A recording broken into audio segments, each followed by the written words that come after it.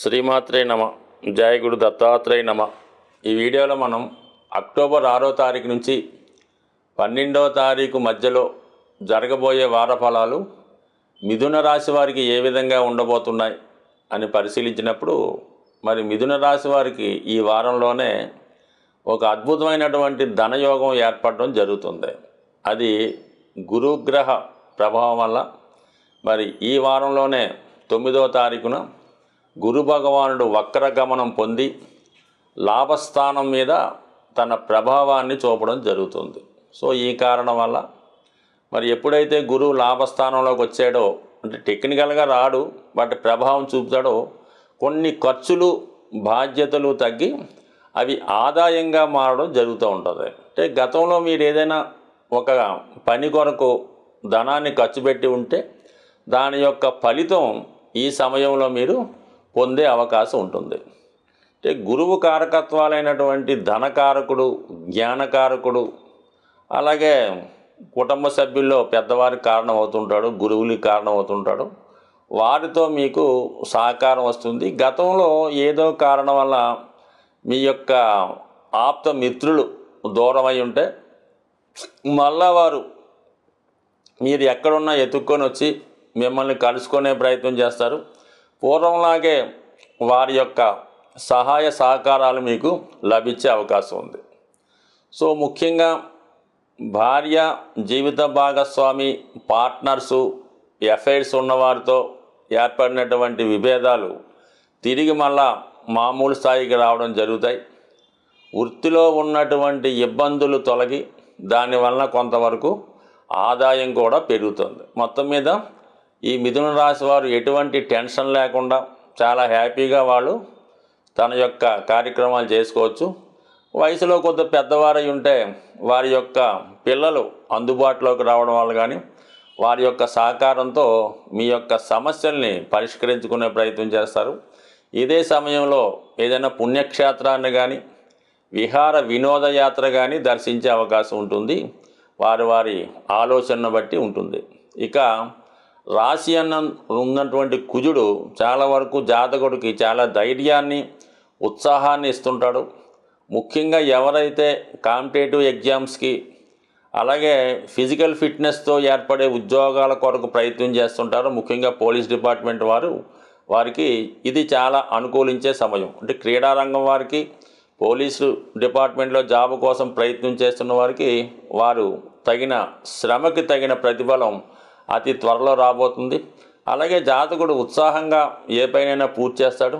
అయితే చాలా సందర్భాల్లో తొందరగా అసహనానికి, కోపానికి గురవటం వల్ల కొన్ని తొందరపాటు నిర్ణయాలు తీసుకోవడం కానీ, తొందరగా ఇతరుల్ని దూషించడం కానీ జరిగే అవకాశం ఉంటుంది. కాబట్టి చాలా వరకు సహనంగా ప్రవర్తించడం మంచిది. సో ఏదైనా కుజుడు రాశిలో ఉన్నప్పుడు ఏదన్నా వాళ్ళకి తొందరగా కోపం, ఇరిటేషన్ వస్తుంది.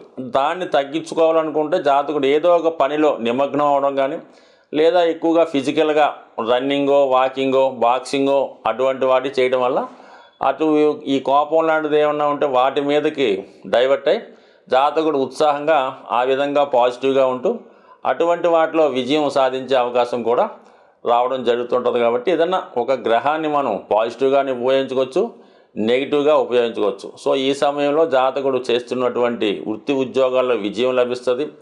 ఏదైనా సెటిల్మెంట్ లాంటివి ఉంటే అవి తొందరగా పరిష్కారం అయ్యే అవకాశం ఉంది. ముఖ్యంగా ఈ మిథున రాశి వారికి ఈ సమయంలో మరి గృహం నిర్మాణం చేసుకోవడం కానీ, నూతన గృహంలోకి మారడం కానీ, ఉన్న ప్లేస్ నుంచి వేరే ప్లేస్కి మారడం కానీ జరిగే అవకాశం ఉంటుంది.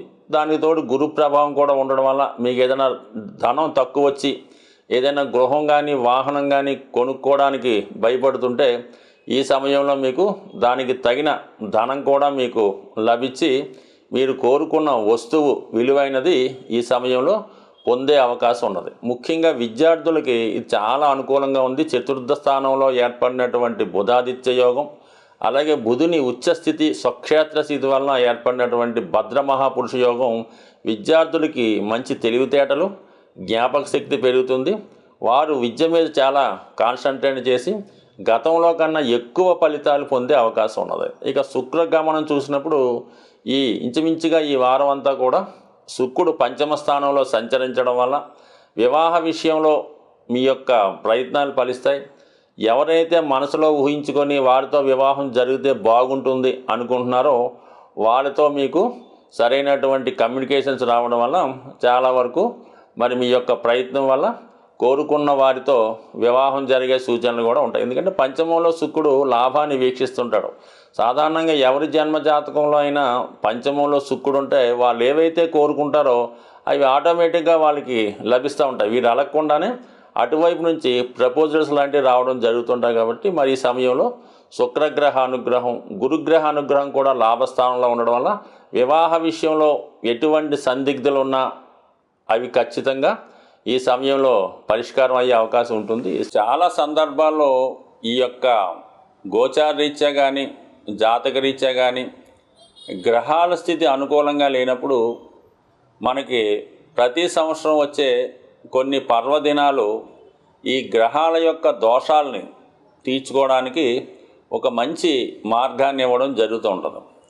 సో ముఖ్యంగా ఎవరైతే ఎక్కువ కష్టాలు అనుభవిస్తున్నారో ఇంకా మా వల్ల ఏమీ చేయలేకపోతున్నాం అనుకున్న వాళ్ళకి సర్వసాధారణంగా అందరూ పాటిస్తున్నది ఏంటంటే మరి ఈ కార్తీక మాసంలో చాలా వరకు ఈ దసరా ప్రారంభంలో కానీ విజయదశమి రోజున కానీ స్వామి అయ్యప్ప మాల ధరించి మాలధారణ చేస్తూ దాని తర్వాత వాళ్ళ యొక్క జీవితాన్ని సంపూర్ణంగా మార్చడం అన్నది చాలామంది చూస్తుంటాం. అంటే ముఖ్యంగా ఈ ఆశ్వీజ మాసం, రాబోయే కార్తీక మాసం జాతకుల యొక్క దోషాల్ని పాపాలని కడుక్కునే విధంగా సహకరిస్తూ ఉంటాయి.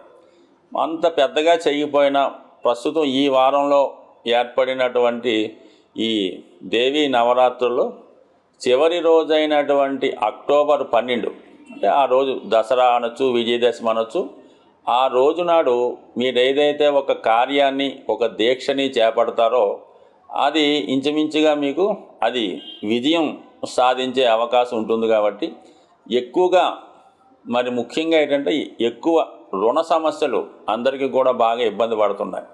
జీవితంలో చాలా వరకు ఎవరు గొప్పవాడు అని ప్రశ్నించినప్పుడు అప్పుడు పూర్వకాలం అంటే కుబేరుడి కాలం దగ్గర నుంచి ఈరోజు మన ప్రభుత్వం వరకు కూడా అప్పు లేని దేశం గొప్ప దేశం, అలాగే అప్పు లేనివాడు గొప్పవాడని చెప్తూ ఉంటారు. అటువంటి రుణాల నుంచి బయటపడాలంటే కేవలం ఆర్థికపరమైన రుణమే కాదు, చాలా రుణాలు ఈ మానవుల్ని ఇబ్బంది పెడుతూ ఉంటాయి.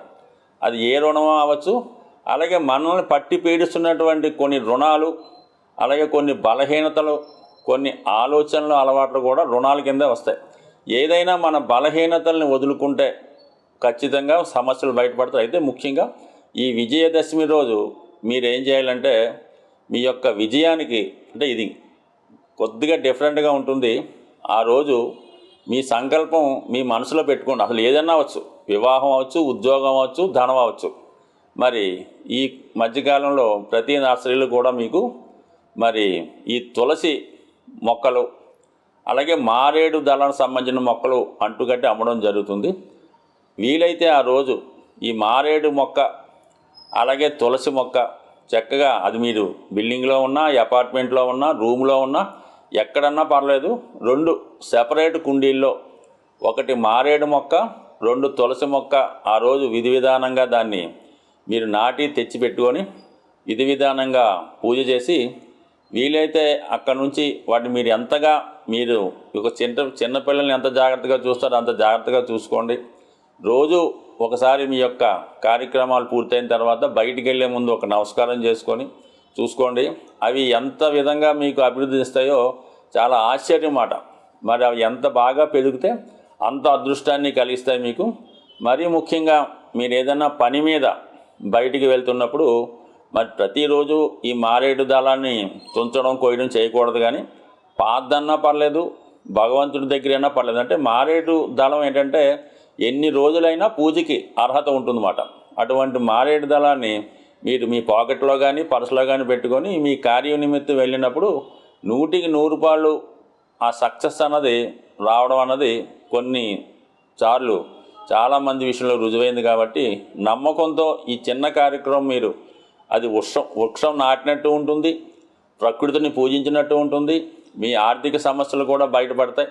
అంటే కుటుంబంలో అందరూ చేయక్కలేదు. ఆ కుటుంబంలో ఉన్నటువంటి అన్ని సమస్యలకి కుటుంబంలో ఎవరో ఒకరు దాన్ని జాగ్రత్తగా పెంచుకుంటే చాలా వరకు మీ యొక్క ఆర్థిక సమస్యలు నెరవేరుతాయి. మరి ఆ మధ్యకాలంలో మన హైదరాబాద్ సిటీలో కూడా ఈ మారేడు మొక్కలు, తులసి మొక్కలు కూడా విరివిగా గవర్నమెంట్ వారే పంచడం జరిగింది. దాన్ని బట్టి ఆలోచించుకోండి వాటి యొక్క ప్రత్యేకత ఏంటో. స్వస్తి.